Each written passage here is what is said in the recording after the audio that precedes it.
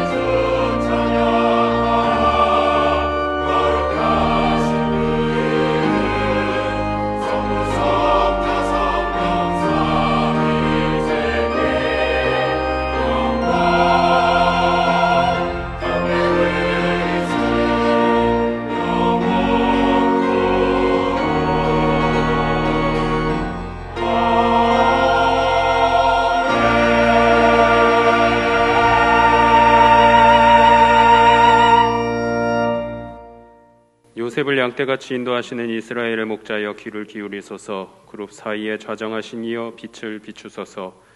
에브라임과 베냐민과 므낫세 앞에서 주의 능력을 나타내사 우리를 구원하러 오소서. 아멘. 우주 만물을 지으신 아버지 하나님, 대림절 넷째 주일을 기억하여 예배자리 사모하게 하심을 감사드립니다. 이 시간 드린 예배 가운데 오실 예수를 기다리며 또한 우리의 모든 허물을 자복하오니 주께서 모든 죄악을 사하여 주옵소서. 빛으로 오신 예수 그리스도를 밝히 기다리며 말씀을 통해 세임 얻는 귀한 예배 될 수 있도록 도와주옵소서. 감사드리며 예수 그리스도의 이름으로 기도드리옵나이다. 아멘.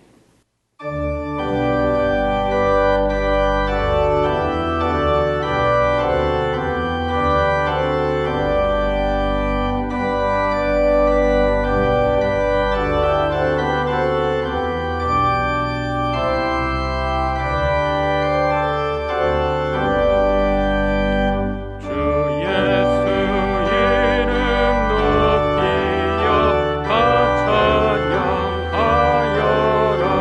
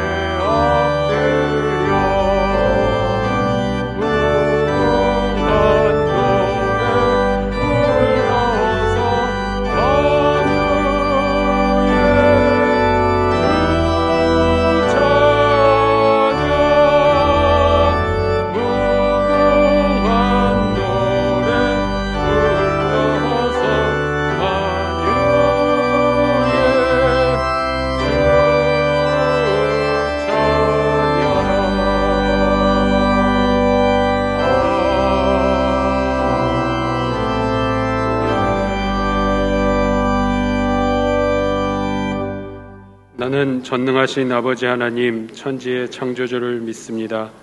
나는 그의 유일하신 아들 우리 주 예수 그리스도를 믿습니다. 그는 성령으로 잉태되어 동정녀 마리아에게서 나시고 본디오 빌라도에게 고난을 받아 십자가에 못 박혀 죽으시고 장사된 지 사흘 만에 죽은 자 가운데서 다시 살아나셨으며 하늘에 오르시어 전능하신 아버지 하나님 우편에 앉아 계시다가 거기로부터 살아있는 자와 죽은 자를 심판하러 오십니다. 나는 성령을 믿으며 거룩한 공교회와 성도의 교제와 죄를 용서받는 것과 몸의 부활과 영생을 믿습니다. 아멘. 죄로 말미암아 멸망할 수밖에 없는 우리의 구원을 위해서 낮고 천한 이 땅에 특성자이신 예수님을 보내신 아버지 하나님, 오늘 대림절 넷째 주 예배자로 우리를 부르시니 감사합니다.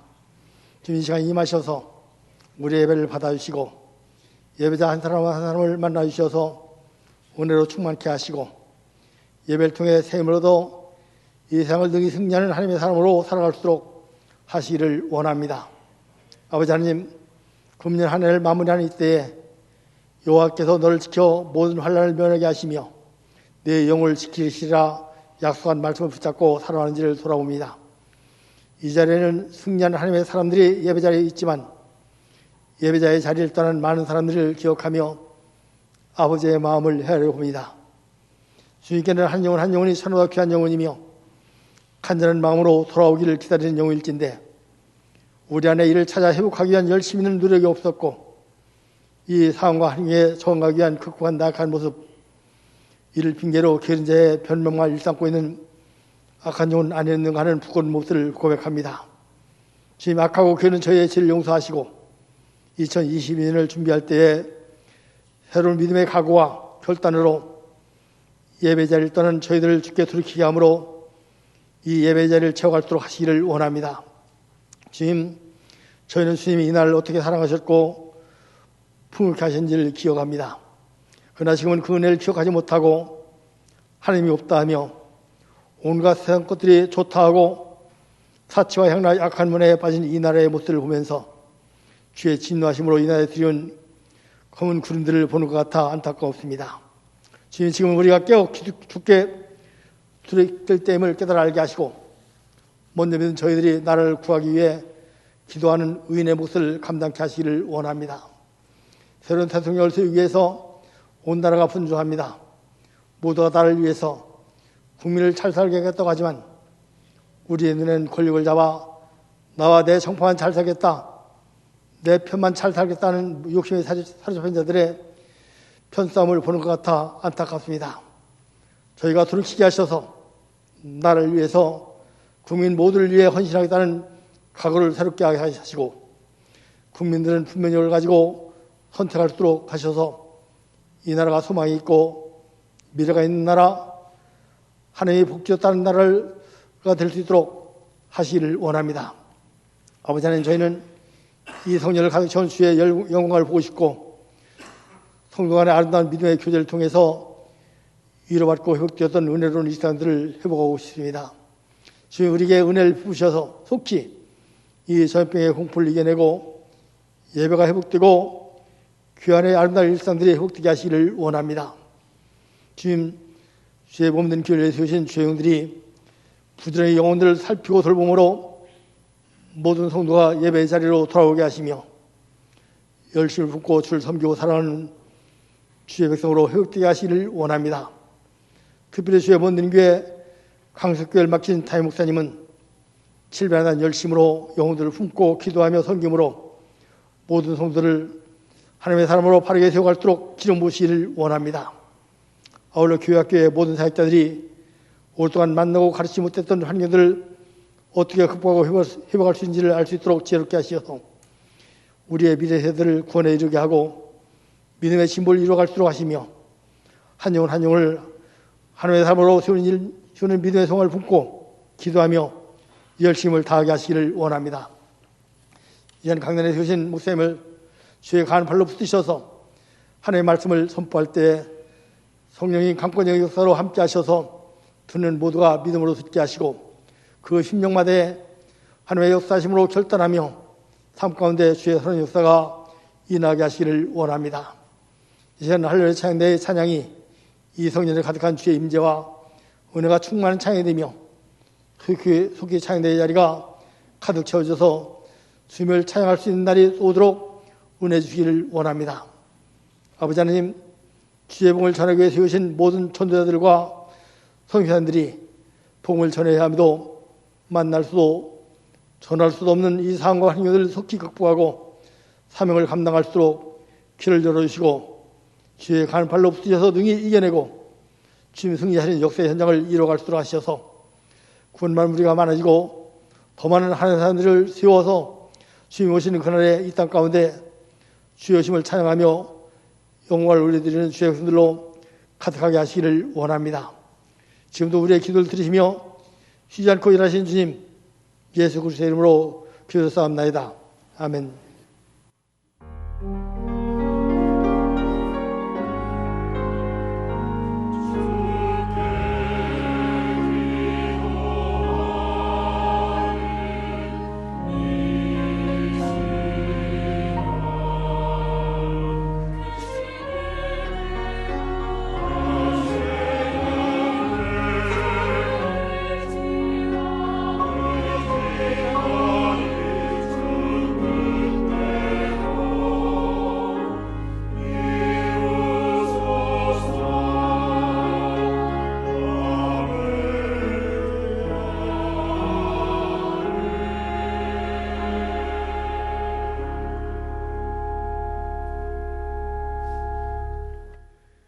이 시간 예배에 참석해 주신 우리 선교사님 부부와 또 우리 결혼 후에 인사하는 우리 신혼 부부와 또 예배에 처음 등록해 주신 세 가족이 있습니다. 이 시간 호명할 때에 자리에서 잠시 일어나 주시기 바랍니다. 인도네시아에서 사역하시는 이기호 선교사님, 우리 선교사님과 사모님 예배 참석하셨습니다. 419구역 윤순식 안수집사님, 박경옥 비권사님, 장녀 윤예랑 양과 우리 신랑 김의경 우리 신혼부부가 예배 후에 참석했고요. 우리 신랑은 오늘 등록해 주셨습니다. 418구역 오정선 집사님, 우리 따님과 아드님이 등록해 주셨습니다. 최의석 군, 최지원 양, 우리 인사하실 때에 우리 박수로 환영하도록 하겠습니다. 자리에 앉아주시기 바랍니다. 등록하신 분들은 예배 후에 따로 영접하도록 새가족실에서 영접하도록 하겠습니다. 교회 소식을 말씀드리겠습니다. 오늘은 대림절 넷째 주일입니다. 주일 1, 2, 3부 예배는 대면 예배와 온라인 예배로 드립니다. 각 예배실당 30%까지 드리실 수 있습니다. 교회학교 예배는 주부로 참조해 주시기 바랍니다. 성탄 감사 예배가 25일 토요일 오전 11시에 대면 예배와 온라인 예배로 드립니다. 성탄 헌금은 전액 구제비로 사용됩니다. 교회학교 부서 예배 안내는 주보를 참조해 주시기 바랍니다. 다음 주일은 교회 창립 49주년 기념주일입니다. 알림입니다. 제26차 이웃 초청 나눔 행사가 23일 목요일 오전 11시에 비대면으로 있습니다. 위에서 기도해 주시기 바랍니다. 2022년 가정예배서 날마다 말씀 따라를 2층 로비에서 판매합니다. 가격은 8,000원입니다. 여전도의 협의회에서 떡국떡을 25일 토요일과 26일 다음 주일에 1층 로비에서 판매합니다. 꽃꽂이 봉헌을 희망하시는 분들은 2층 로비 신청표에 기록해 주시기 바랍니다. 강서지방 장로회 원례회가 오늘 오후 4시 서울중앙교회당에서 있습니다. 교우 소식입니다. 425구역 석중권 집사님, 안명숙 권사님께서 생일을 맞아 감사의 마음으로 아름다운 꽃을 헌물하셨습니다. 출산한 가정들이 있습니다. 이 주보를 참조해 주시기 바랍니다. 이제 122장 부르시면서 봉헌하겠습니다.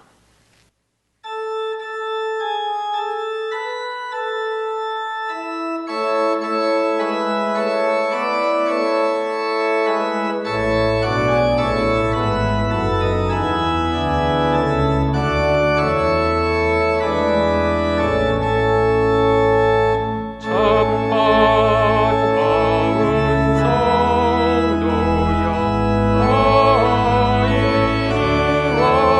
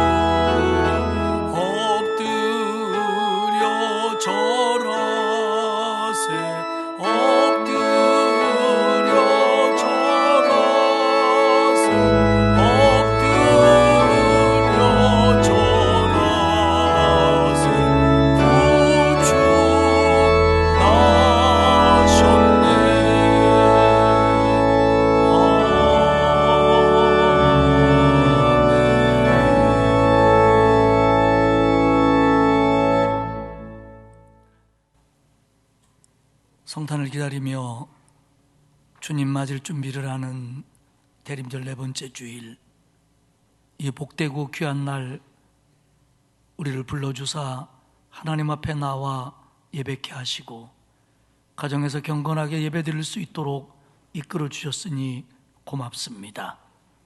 먼저 우리의 죄와 허물을 용서하여 주시고 우리가 이 예배에 영과 진리로 진정을 다해 하나님 앞에 설 수 있도록 우리의 마음을 다스려 주옵소서.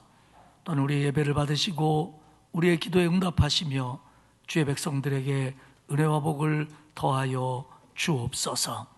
오늘 저희가 구원의 감격과 일상의 감사를 모아 하나님 앞에 봉헌하오니 아버지여 연락하시옵소서. 주일 헌금을 드립니다.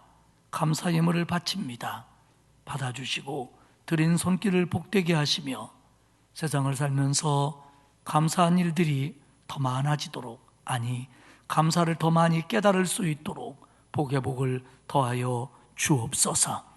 10의 1조를 드리는 가정들이 있습니다. 하나님 받아주시고 드린 손길을 복되게 하셔서 평안하게 하시며 강건하게 하시며 응답되게 하시며 형통하도록 축복해 주옵소서. 구제헌금, 장학헌금, 국내외 선교헌금을 드립니다. 하나님의 사업에 동참하고자 드리는 귀한 예물이오니 하나님 보내시고 쓰실 때에 영광 나타나게 하시고 한 영혼을 구원하는데 아름답게 사용될 수 있도록 주님 도와 주옵소서. 꽃꽂이 예물을 드리는 권사님의 가정을 축복하셔서 온 가족들이 건강하며 믿음의 진보가 있게 하시며 손대어 하는 일에 복을 누리도록 하나님 허락해 주옵소서. 기도 제목을 담아 서원헌금을 드립니다. 하나님 그 간절한 마음을 보시고 그리고 응답하여 주옵소서. 아버지 하나님, 이 나라 이 민족을 긍휼히 여겨 주옵소서. 하나님이 붙들어 주셨사오니 이 코로나로부터도 이겨낼 수 있도록 하나님 은혜를 주시고 하나님의 능력으로 물리쳐 주시어서 일상을 회복할 수 있도록 하나님 도와주옵소서. 하나님 특별히 우리 교회를 코로나 속에서도 지난 1년간 지켜주시고 복 주셔서 감사합니다. 앞으로도 얼마나 이 기간들이 계속될지 모르지만 하나님의 선하신 팔로 우리 교회를, 성도들을 붙잡아 주옵소서. 특별히 연로하신 어른들에게 날마다 새 힘을 부어주시고 하늘의 소망으로 오늘의 어려움들을 이겨낼 수 있도록 영육을 강건케 하옵소서. 여러 가지 질병으로 고통받는 성도들이 있습니다. 긍휼히 여겨 주옵소서. 입원 중이고 수술했고 요양원에 있고 가정에 누워있고 또 다쳤고 또 암 등 중병으로 고통받는 성도들이 있사오니 하나님 만져주시고 안수하여 주사 일으켜 주옵소서. 일으켜 주옵소서. 새 힘 가지고 하나님을 찬양하며 헌신할 수 있도록 만들어 주옵소서. 또한 경제적으로 어려움 당하는 성도들이 있습니다. 가족 간의 어려움이 있습니다. 말 못할 어려움이 있습니다. 하나님 그 모든 것들을 다스려 주시어서 마음도 가정도 사람도 물질도 하나님 다스려 주시어서 모든 것들이 축복의 수단이 되고 하나님께 주시는 은혜의 통로가 될 수 있도록 허락해 주옵소서. 우리의 자녀들의 앞길을 축복해 주셔서 그들의 장래를 책임져 주시고 선하게 열어주시되 특별히 교회 학교 아이들 말씀 배우고 잘 자라나서 하나님의 귀한 일꾼 되도록 만들어 주옵소서. 오늘 예배에 참석한 선교사님 부부 그리고 또 결혼하고 하나님 앞에 예배드리는 신혼부부 그리고 새로 등록한 성도들에게 은혜를 주시어서 하나님 안에서 참 기쁨과 감사를 누리며 살도록 복의 복을 더하여 주옵소서. 아버지 하나님, 이번 한 주간도 성탄을 기다리며 사랑하며 살게 하시고 하나님이 코로나로부터 방패되시며 피난처 되어 주시어서 기쁨과 감사함으로 한 주간을 승리할 수 있도록 온 성도들을 지켜 주옵소서. 이 예배를 통하여 크신 은혜 주실 줄 믿고 예수님 귀하신 이름으로 기도드리옵나이다. 아멘.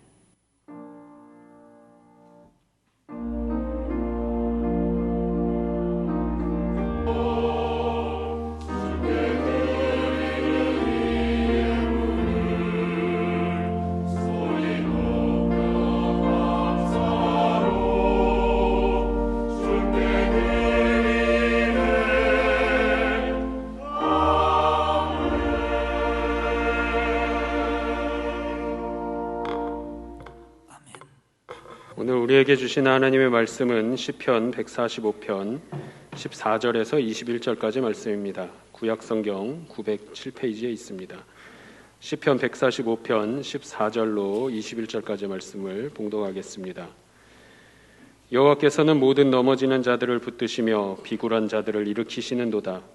모든 사람의 눈이 주를 앙망하오니 주는 때를 따라 그들에게 먹을 것을 주시며 손을 펴사 모든 생물의 소원을 만족하게 하시나이다. 여호와께서는 그 모든 행위에 의로우시며 그 모든 일에 은혜로우시도다. 여호와께서는 자기에게 간구하는 모든 자 곧 진실하게 간구하는 모든 자에게 가까이 하시는도다. 그는 자기를 경외하는 자들의 소원을 이루시며 또 그들의 부르짖음을 들으사 구원하시리로다. 여호와께서 자기를 사랑하는 자들은 다 보호하시고 악인들은 다 멸하시리로다. 내 입이 여호와의 영예를 말하며 모든 육체가 그의 거룩하신 이름을 영원히 송축할지로다. 아멘. 할렐루야 찬양대에 사랑이 예 오셨예 찬양 후에 담임 목사님께서 영원히 주의 이름을 송축하리이다 제목으로 말씀 선포하시겠습니다.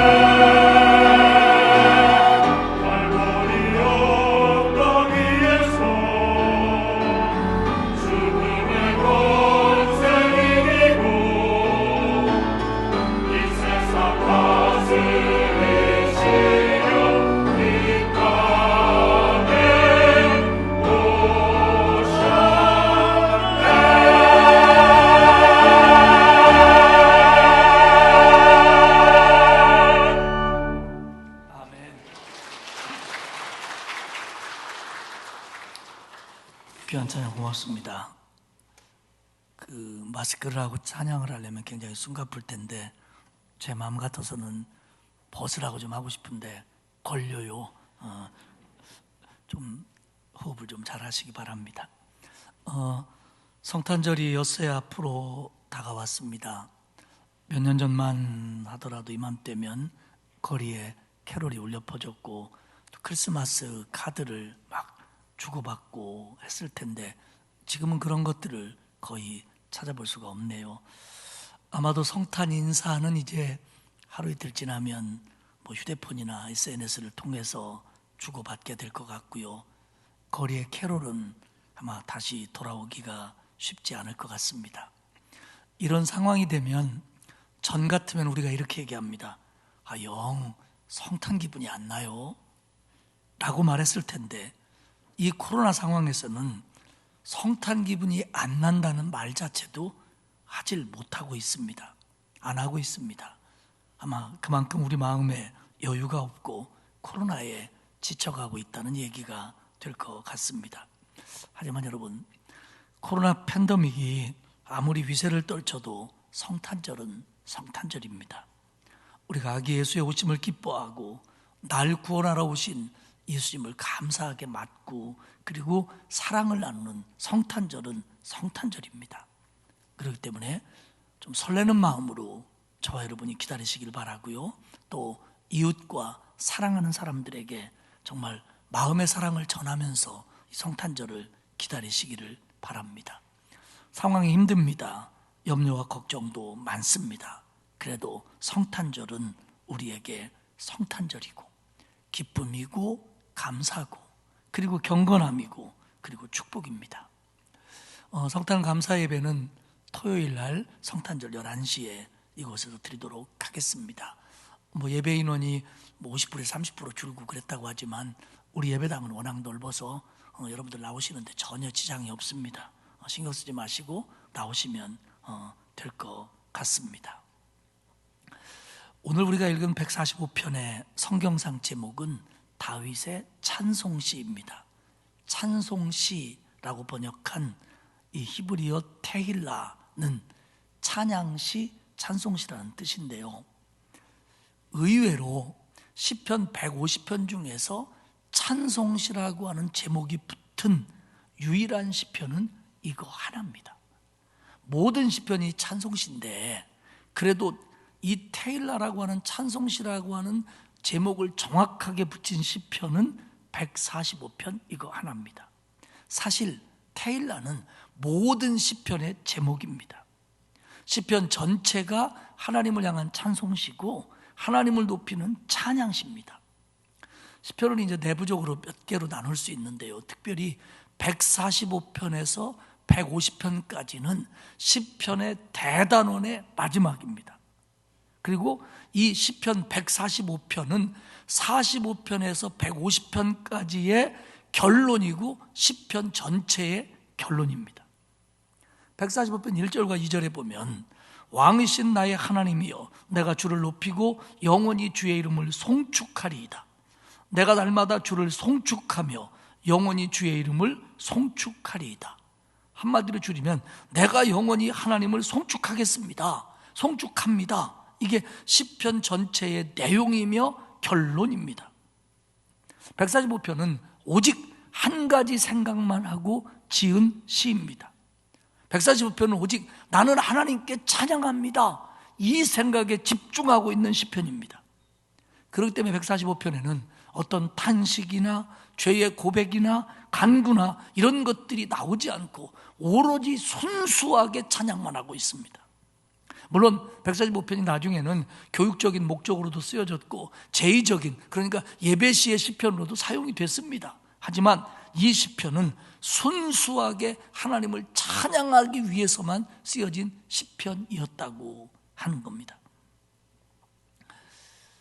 몇 단락으로 나눌 수 있는데요. 앞부분은 첫째 부분은 하나님의 위대하심을 찬양하는 부분입니다. 물론 1절, 2절은 서론격이죠. 1절에 보면 왕이신 나의 하나님이여 내가 주를 높이고 영원히 주의 이름을 송축하리이다. 다윗은 하나님이 자신의 왕이라고 고백합니다. 지금 다윗은 이스라엘의 왕입니다. 그런데 자기의 왕은 하나님이라는 겁니다. 하나님을 왕으로 여기는 자들을 하나님은 보호하시고 공급하십니다. 그리고 하나님을 왕으로 생각하는 사람은 왕께 충성하며 그 왕에게 순종하고 왕을 높일 수밖에 없습니다. 내가 주를 높이고 영원히 주의 이름을 송축하리이다. 높이다, 높은 곳으로 올리다, 위로 올리다 라는 뜻입니다. 찬양, 그러면요, 이 찬양의 그 사전적인 의미는 어떤 특정한 대상을 높이는 게 찬양입니다. 우리로 말하면 하나님을 높이는 게 찬양입니다. 그리고 이 하나님을 높이는 찬양의 내용에 음악적인 요소가 가해진 것도 찬양이라고 부릅니다. 그런데 찬양은, 원래 찬양은 노래가 아니고 그 노래의 내용이 찬양입니다.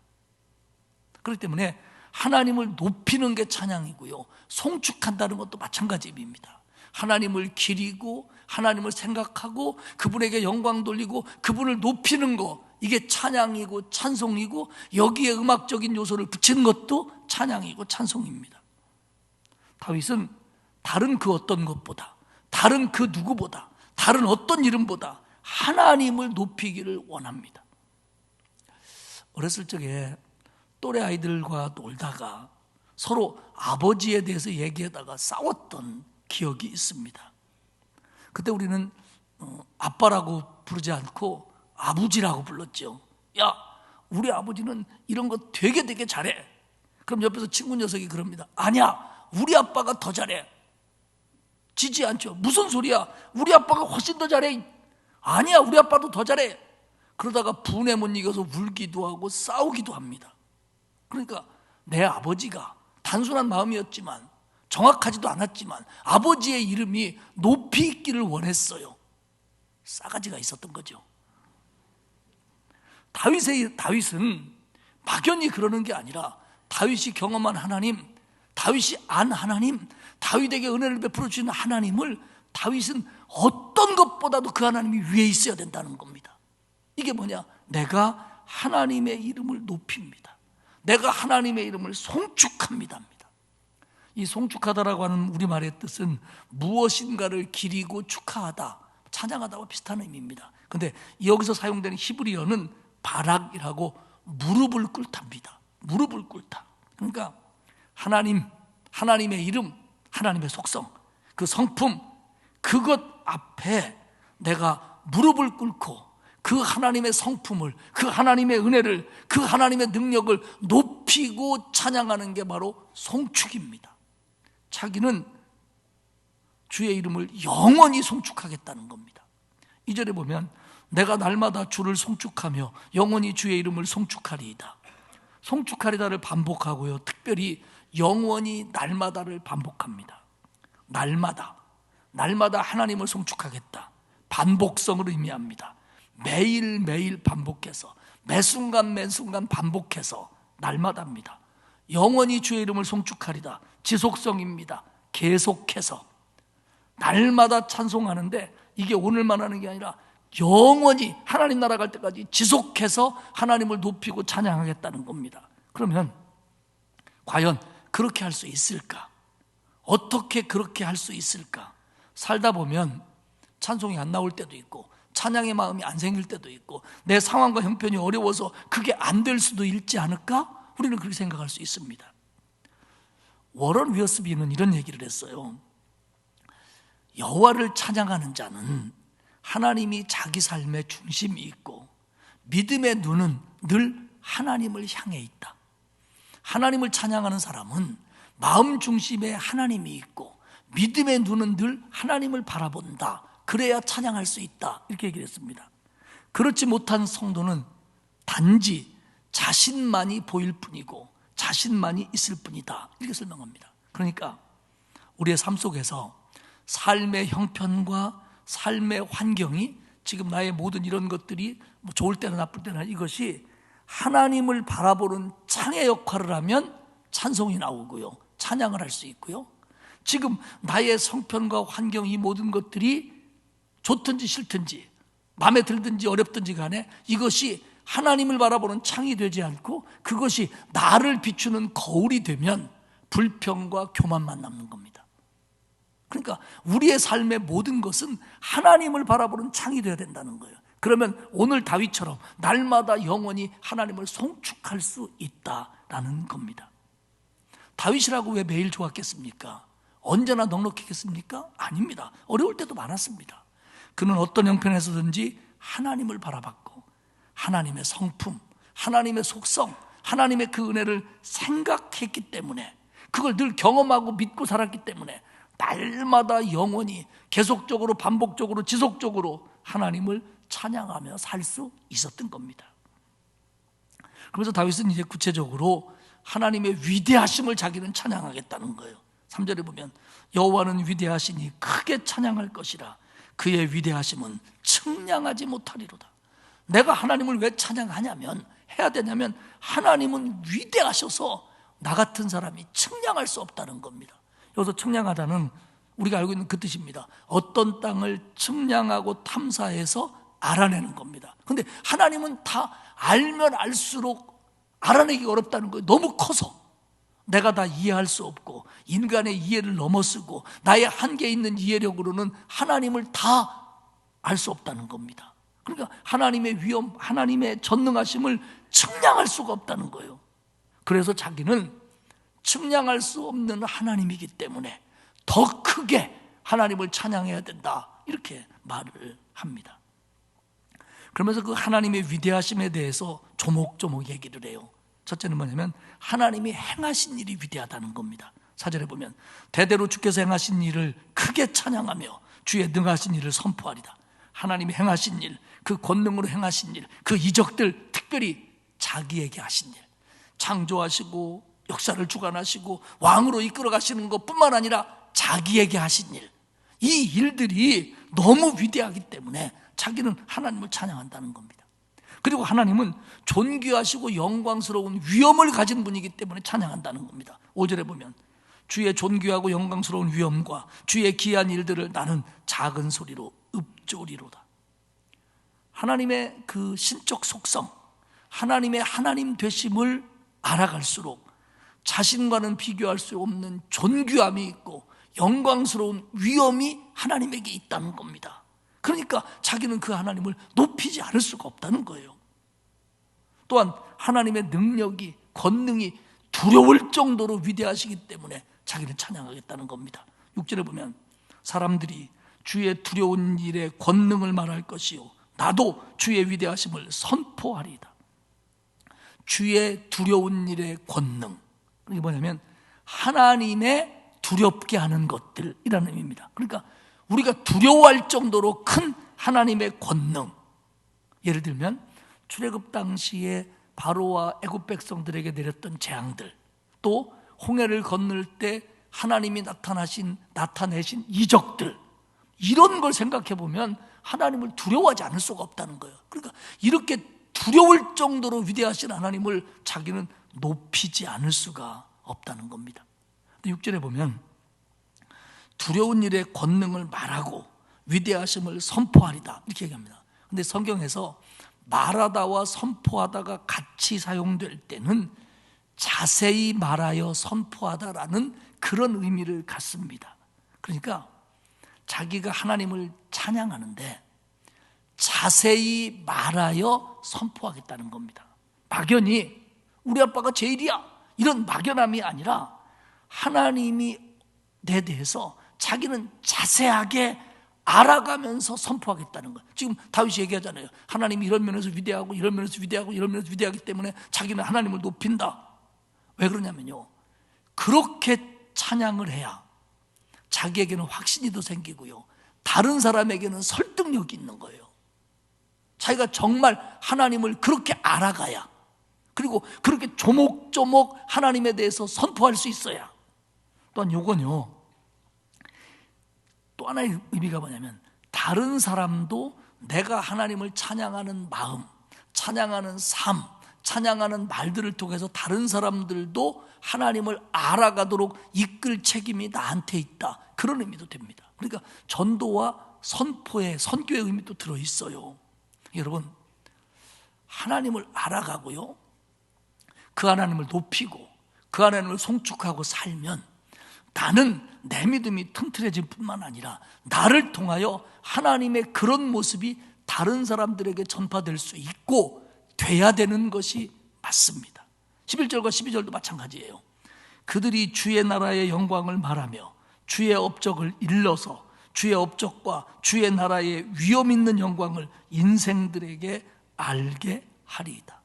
하나님께 영광을 돌리는 동시에 다른 사람들도 알 수 있도록 내가 송축하며 살아야 된다는 겁니다. 두 번째는 하나님의 선하심을 찬양합니다. 하나님은 위대하신 하나님입니다. 크신 하나님입니다.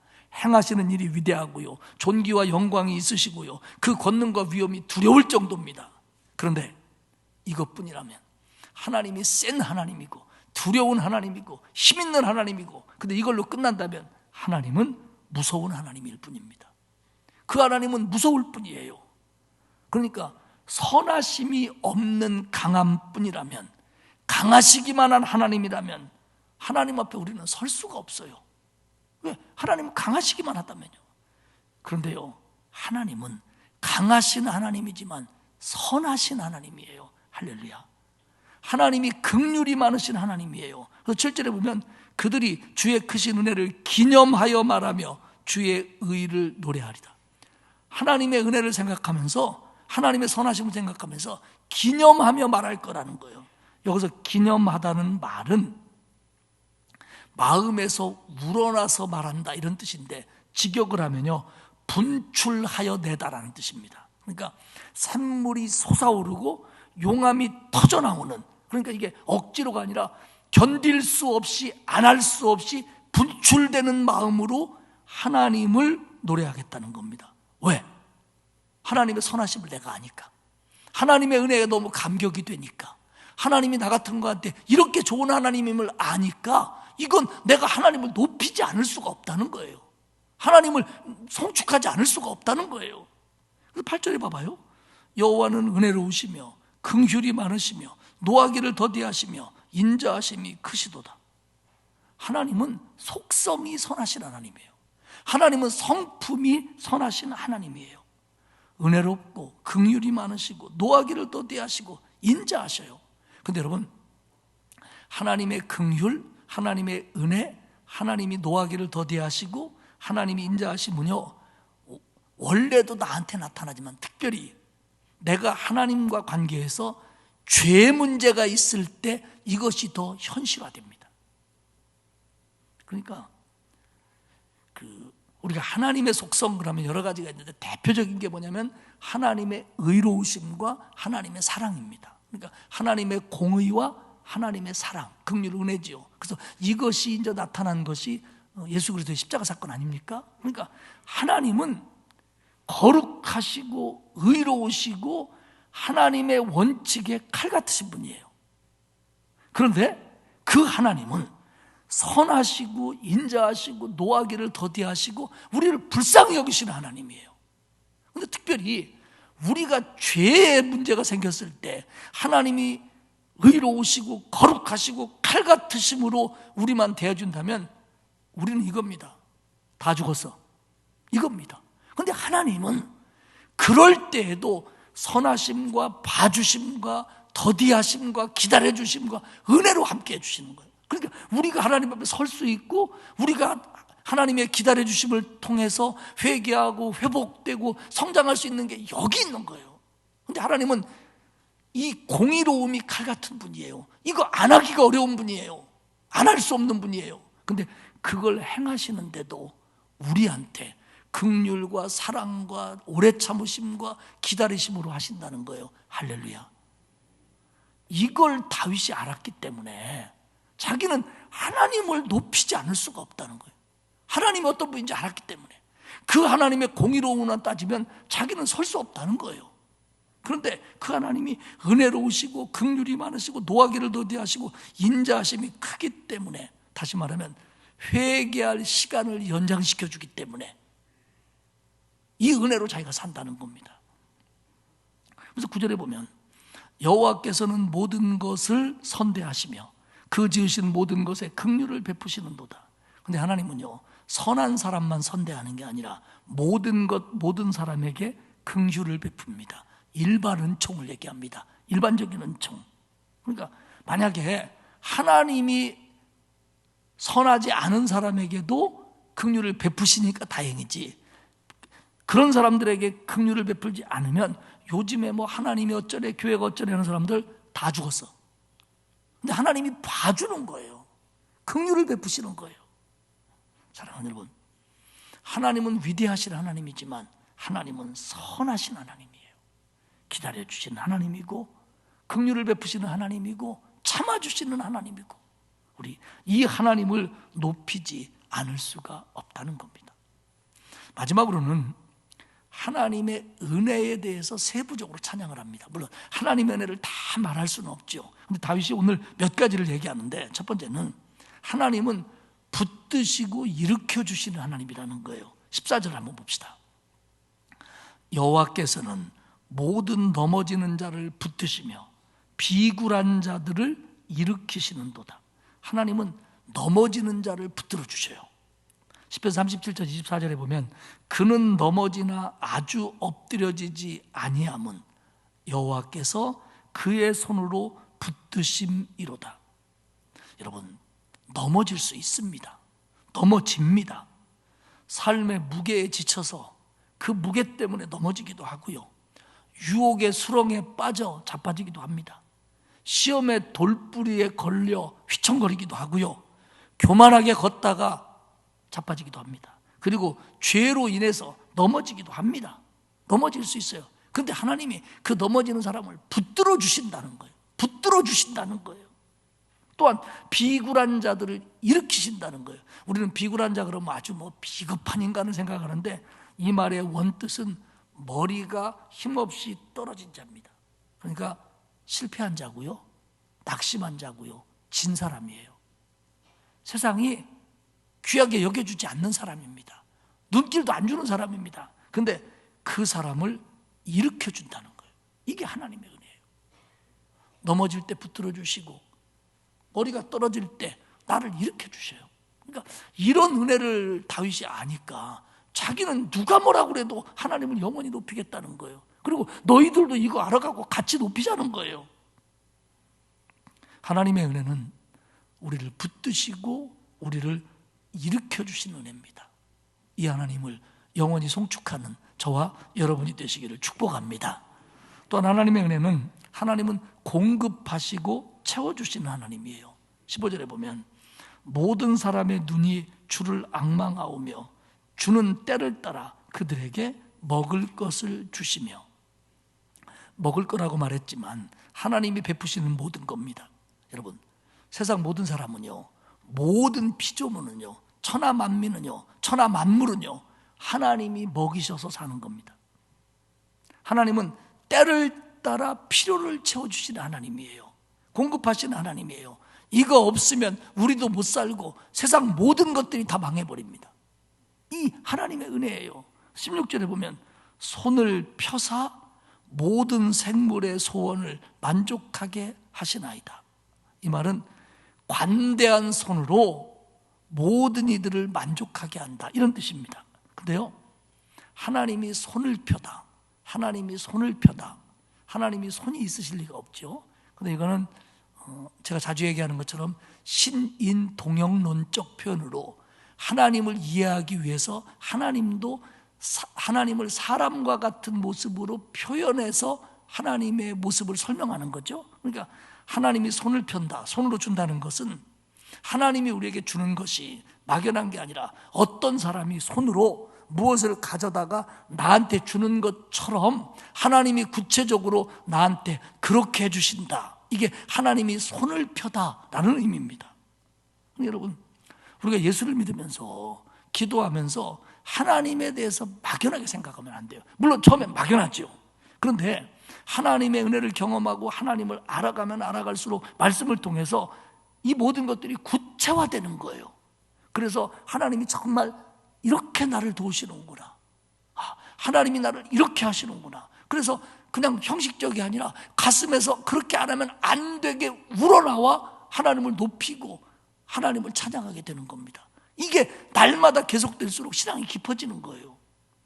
여러분, 신앙은 결코 막연하지 않습니다. 성경에 어떤 사람이 하나님과 하나님의 모든 역사에 대해서 막연하게 말하거나 막연하게 경험한 사람들이 있습니까? 하나님의 역사는 구체적이에요. 그렇기 때문에 오늘 다윗은 자기가 할 수 있는 표현으로 알고 있는 하나님을 설명하는 게 뭐냐면 하나님이 우리에게 손을 펴신다. 하나님이 손을 펴신다. 우리를 채우시고 우리를 공급해 주신다. 그렇게 노래합니다. 그러면서 17절에 보면 여호와께서는 이 모든 행위에 의로우시며 그 모든 일에 은혜로우시다. 하나님은 이렇게 하시는 일을 공의로 하신다는 거예요. 공의로. 근데 아까 말씀드린 것처럼 우리는 하나님의 사랑은 왠지 좀 부드러운데 하나님의 공의, 하나님의 거룩하심, 그러면 왠지 빡빡하고 내가 설 자리가 없는 것 같고 왠지 원칙적이고 왠지 봐주는 게 없는 것 같아요. 왜냐하면 내가 그걸로 따지면 걸리는 게 많거든요. 근데 여러분, 아닙니다. 하나님은 그거조차도 은혜로 하십니다. 할렐루야. 그러니까 우리가 하나님 앞에 설 수 있는 거예요. 사랑하는 여러분, 모든 일에 은혜로우시다. 이 번역은 그분의 모든 일에서 사랑을 베푸신다, 신실한 사랑으로 행하신다, 사랑에 풍성하시다, 이렇게 다른 성경들은 번역을 해놨습니다. 그게 뭐냐면 하나님이 우리에게 손을 펴시는 일에 은혜로 하신다는 거예요. 자격이 안 돼도. 그리고 하나님의 은혜는 기도하는 자에게 응답하신 하나님입니다. 18절을 볼까요? 여호와께서는 자기에게 간구하는 모든 자, 곧 진실하게 간구하는 모든 자에게 가까이 하시도다. 하나님이 응답하시는데 조건이 있어요. 진실하게 간구해야 된다는 거예요. 그럼 이 진실하게 간구한다는 게 거짓말 안 하고 진심으로만 하면 된다는 뜻이 아니고, 여기서 진심으로 간구한다, 진실하게 간구한다는 것은 회개하고 하나님께 순종할 걸 결단하고 그리고 진심으로 우러나오는 마음으로 기도하는 자의 기도를 들으신다는 겁니다. 19절에서는 하나님을 경외하는 자들의 부르짖음을 듣는다, 하나님을 경외하는 자들의 기도를 들으신다, 이렇게 말씀하셔요. 그러면 하나님을 경외한다고 하는 것은 그 밑바탕에 두려움이 깔려 있는 겁니다. 그런데 하나님을 경외한다는 건 하나님을 두려워한다는 말만이 아니고, 하나님의 은혜와 사랑을 경험한 사람들이 지금 다윗처럼 이런 걸 경험하다 보니까 하나님에 대해서 존경심을 갖지 않을 수가 없고 하나님을 높이지 않을 수가 없습니다라고 하는 마음을 갖는 사람들, 다시 말하면 하나님과 올바른 관계를 가지고 살아가는 사람들, 그들의 부르짖음과 기도에 하나님은 응답하신다는 겁니다. 그렇기 때문에 우리가 다윗의 표현처럼 날마다 하나님을 찬양하고 영원히 하나님을 송축하는 게 왜 중요하냐면 그것이 하나님과 우리 사이에서 마땅한 모습이에요. 그렇게 그 마땅한 모습을 가지고 있는 자들의 기도를 들으시고 그들을 축복하신다는 겁니다. 그리고 뭐라고 얘기하냐면 네 번째는 하나님은 하나님을 사랑하는 자를 보호하신다는 거예요. 20절에 보면 여호와께서 자기를 사랑하는 자들은 다 보호하시고 악인들은 다 멸하시리로다. 사랑하는 자는 보호하십니다. 은혜지요. 하나님이 보호하시면 걱정할 게 뭐 있겠어요? 아무리 삭막한 세상이라도 하나님이 보호하시면 걱정할 게 뭐 있어요? 하나님 보호하시는 거예요. 근데 반대로 악인은, 여기서 악인은 하나님을 떠난 자, 하나님을 부인하는 자, 하나님을 대적하는 자입니다. 그들은 멸하신대요. 근데 이 멸하다는 이 단어는 아주 강력하게 파멸한다는 의미입니다. 하나님이 기다리시지만, 하나님이 선대하시지만, 하나님이 더디 노하시지만, 그래서 기회를 주시지만 끝까지 안 되면 하나님은 진노하신다는 겁니다. 21절은 결론입니다. 우리 한번 21절을 다 같이 한번 읽어보도록 하겠습니다. 시작. 내 입이 여호와의 영예를 말하며 모든 육체가 그의 거룩하신 이름을 영원히 송축할지로다. 그러니까 나도 하나님을 송축하고 모든 사람이 영원히 하나님을 송축해야 합니다. 이게 시편의 결론이에요. 이게 결론이에요. 나도 하나님을 영원히 찬송할 것이고 이 모든 은혜를 깨달아 너희도 영원히 찬송해야 된다. 찬송하자, 찬송합니다. 이게 결론이에요.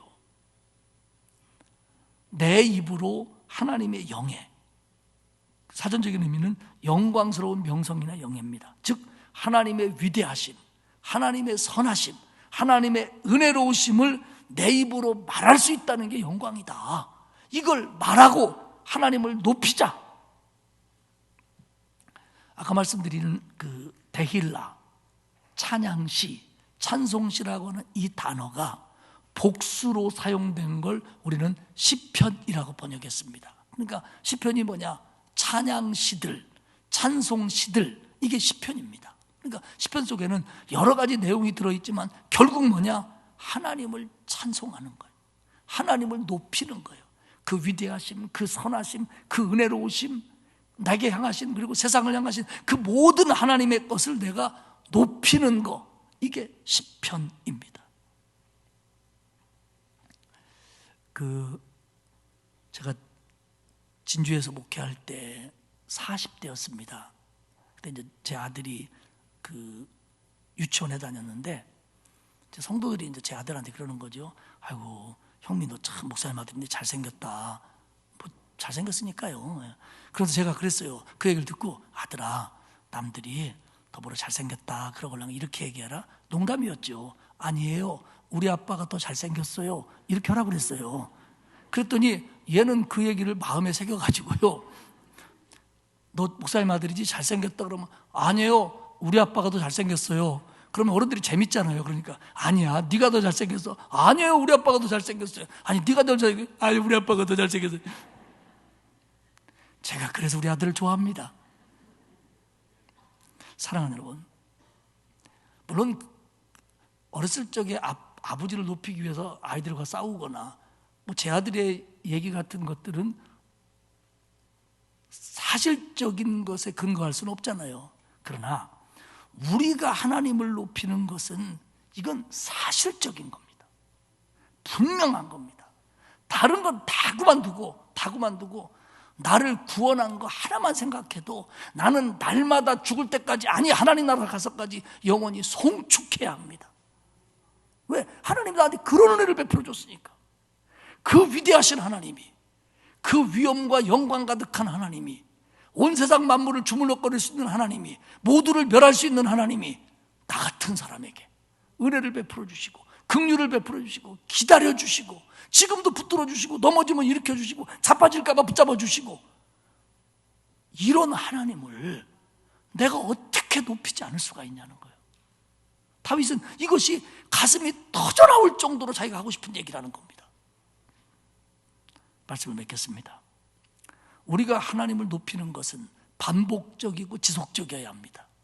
내 기분, 내 상황, 우리 형편에 따라 달라지는 게 아닙니다. 늘 반복해야 되고 영원히 계속해야 됩니다. 그리고 하나님 나라까지 이어져야 됩니다. 이 찬양이 계속될 때, 이 찬송이 우리의 삶이 될 때 하나님이 나를 붙드시고 일으키시고 공급하시고 채워주시고 응답하시고 보호하시는 은혜는 내 삶 속에서 더 구체화될 줄로 믿습니다. 하나님을 높이고 찬양하고 송축하는 우리 모두가 될 수 있기를 주님의 이름으로 축복합니다.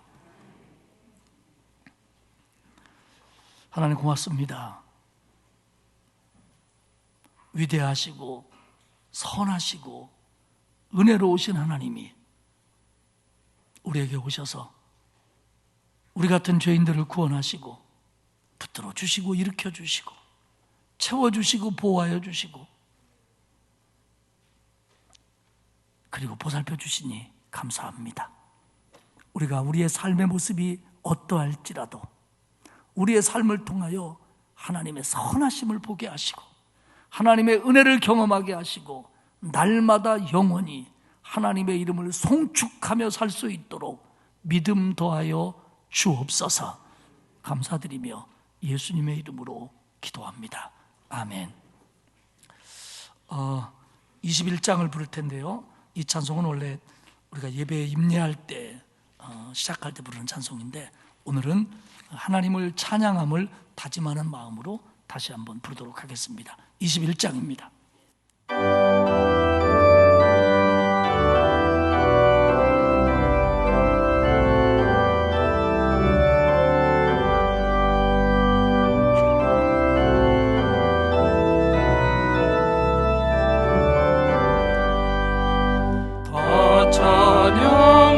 찬양하여라 전능왕 창조의 주께 내호나 주 찬양 평강과 구원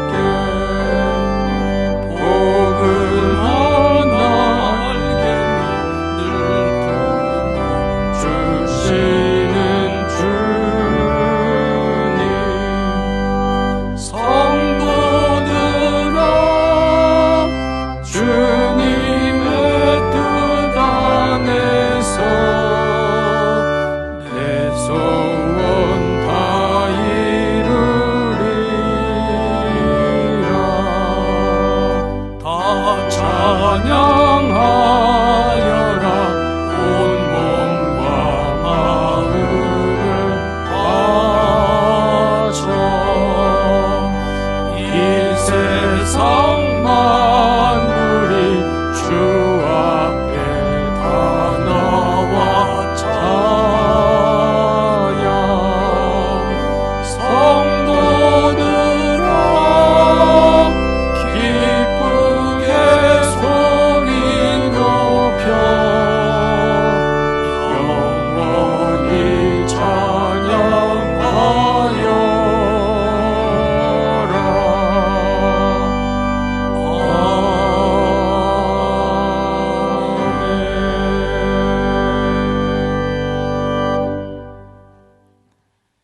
이제는 우리를 구원하신 우리 주님 예수 그리스도의 은혜와 하나님 아버지의 넓고 크신 사랑하심과 성령님의 감화감동 위로 교통하시는 역사가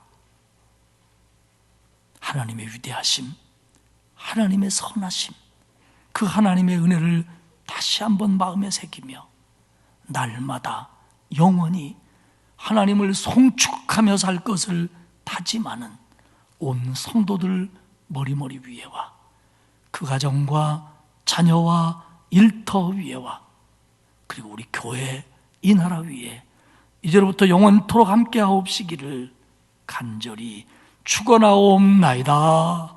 아멘.